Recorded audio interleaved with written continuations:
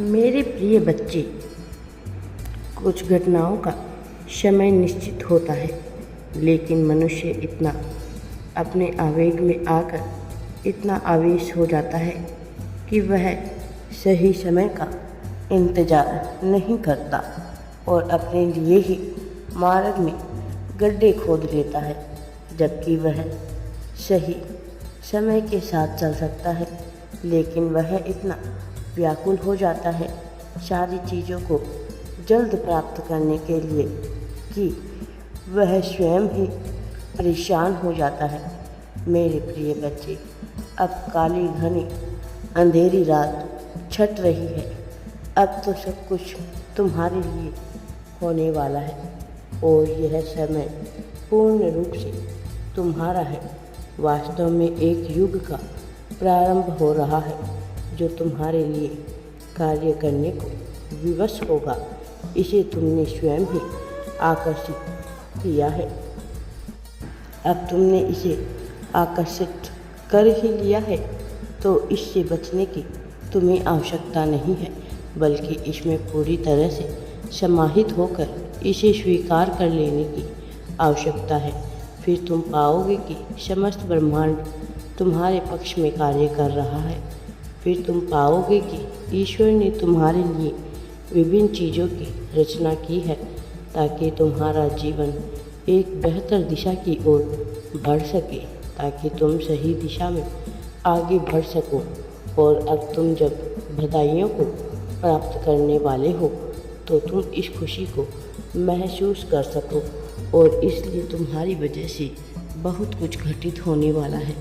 एक नई योजना का निर्माण हो रहा है जिसका अब समस्त ब्रह्मांड साक्षी बनने वाला है।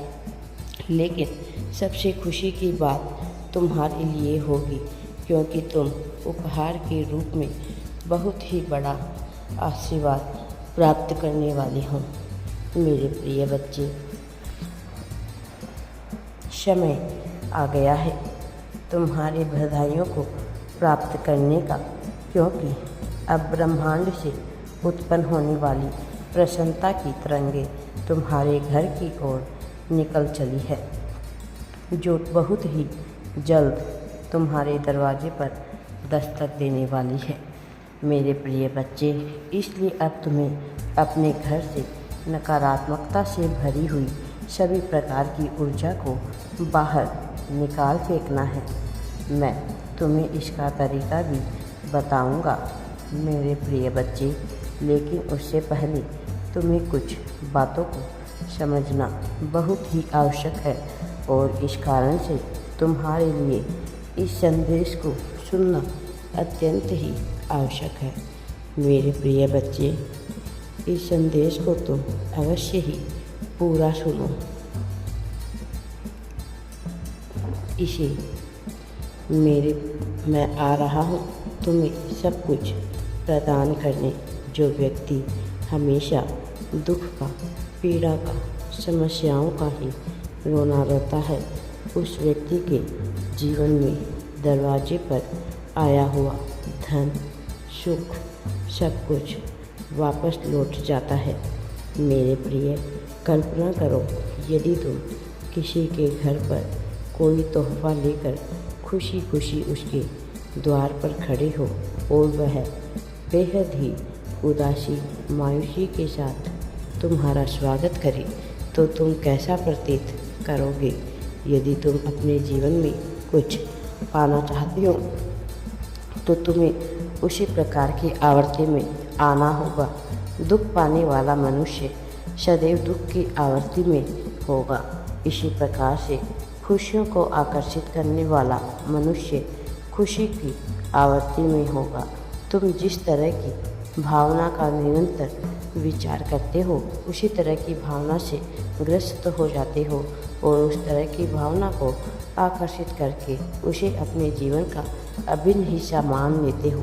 यदि तुम दुख को आकर्षित करते हो तो निश्चित तौर पर दुख ही तुम्हारे जीवन में आएगा।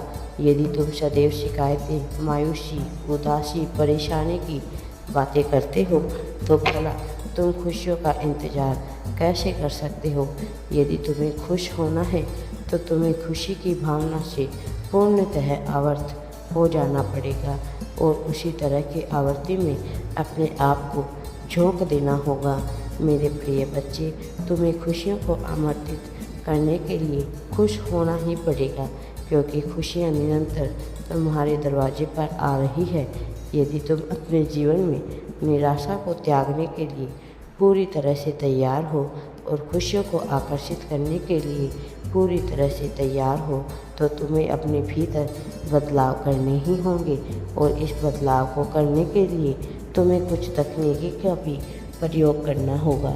सर्वप्रथम एक बात तुम बेहतर तरीके से जान लो, इस जीवन में वही मनुष्य खुश होता है, वही मनुष्य आनंद में रह सकता है जो जीवन की चुनौतियों को खेल की तरह ले, जीवन की समस्याओं को चुनौतियों की तरह मानकर उससे निपटने की तैयारी करे। वह नहीं जो दुख और उदासी में जीवन जिए, जो सदैव दुख और निराशा की बातें करते हैं। वह चाहकर भी प्रगति को प्राप्त नहीं कर सकते, ऐसी उनकी नियति हो जाती है। दुख सदैव उनके आसपास ही घिरा रहता है। यदि तुम निराशा को त्याग कर खुशियों को आकर्षित करना चाहते हो, तो मेरे प्रिय बच्चे, तुम्हें हमेशा सकारात्मक सोच रखनी होगी और सदैव हंसते मुस्कुराते रहना होगा। तभी तुम खुशियों को आकर्षित कर सकते हो। तुम खुशियों को तो आकर्षित करने के लिए ही बने हो। तुम्हें यह दर्शाना होगा तुम्हारा धैर्य सराहनीय है, जो हमेशा सबके लिए बीच मुस्कुराहट के रूप में उत्पन्न होता है।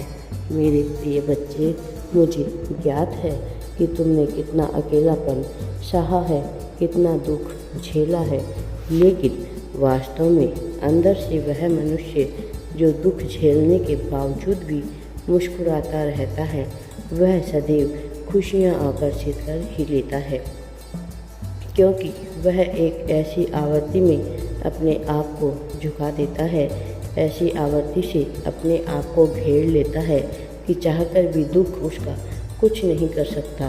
तुम एक ऐसे ही क्षेत्र में आ खड़े हो और तुम्हें इससे बाहर निकलना है, वरना जीवन बड़ा अंधकार में हो सकता है। और मैं नहीं चाहता कि तुम्हारे जैसी दिव्य आत्मा का जीवन कभी भी अंधकार से ग्रसित हो। तुम जैसी पुण्य आत्मा जो यह समझती है कि संसार का प्रत्येक जीव एक दूसरे में सम्मिलित, अभिन्न और एक दूसरे में समाहित है। एक दूसरे के समागम से ही जब ब्रह्मांड का निर्माण हुआ है, तो भला कैसे किसी चीज़ से दूर रहा जा सकता है। तुम्हें गहराई में उतरना है मेरे प्रिय बच्चे। कई बार तुम परिस्थितियों के चलते कमज़ोर पड़ जाते हो, लेकिन फिर भी तुम टूटकर बिखरते नहीं हो। तुम्हें चोटें लगती है, तुम विलाप करते हो मेरे प्रिय बच्चे, लेकिन अब तुम्हें निराश होने की आवश्यकता नहीं है। मैं आ रहा हूँ तुम्हें सफलता दिलाने।